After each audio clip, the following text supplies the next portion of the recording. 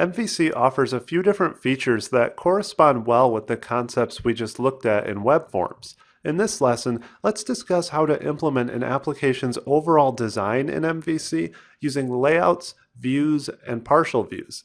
These features are part of the Razor View Engine, which is a powerful component of MVC that we'll discuss in more detail later in the module. At a high level, MVC layouts and views are conceptually similar to master pages and regular pages in web forms, which is easy to see if we use this same example.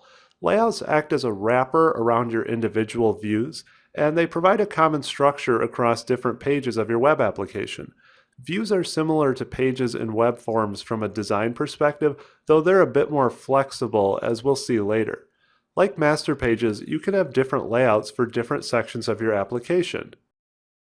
By default, the main view for a web page in MVC is pulled into the layout file through a Razor helper called render body. This method will render all of the content in your view that isn't inside of a named section. Named sections are similar to how content placeholders work in web forms master pages. You simply define the same section in your view and it will get injected into that placeholder in the layout file. You can also make sections optional and provide default content inside of them in case they're not overridden by the view. Another significant layout feature of MVC is its support for partial views, which are very loosely comparable to user controls in web forms. Partial views allow you to extract fragments of a web page or the main view into more reusable or manageable components. Just like with user controls, widgets are again a good example of where you might want to use these. Partial views are referenced using Razor helper methods anywhere in your view's markup. One helper called html.partial just directly inserts the contents of the partial view file into your markup.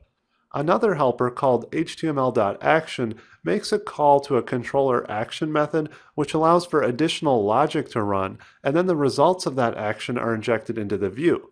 This process is referred to as a child action, which we'll discuss more in a later module.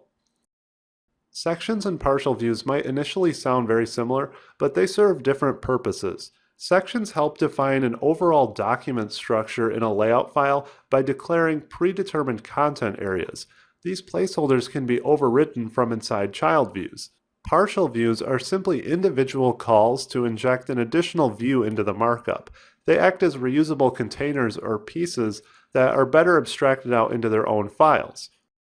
Another common point of confusion is what defines a view as a partial view or as a regular view, since they are both simply files in your view directory with a .cshtml file extension.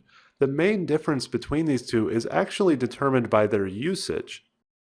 In high-level terms, if a view is selected by an action method using the return view method, it will be processed as a regular view that uses a layout. However, views selected using the return partial view method or that are rendered inside other views using html.partial or html.action are treated as partial views. In these situations, MVC will adjust the view rendering process to ignore the view start file in the project and also explicitly set the layout to null. View start is just a file that acts as a wrapper around all regular views to set common properties or code, such as which layout to use, and this is not relevant for partial views. It's also worth mentioning that MVC includes the same bundling features that I mentioned in the last lesson, so we'll take a look at those as well in our demo. This should be enough information to let us start building out the layout in our MVC application, so let's move on to that in the next lesson.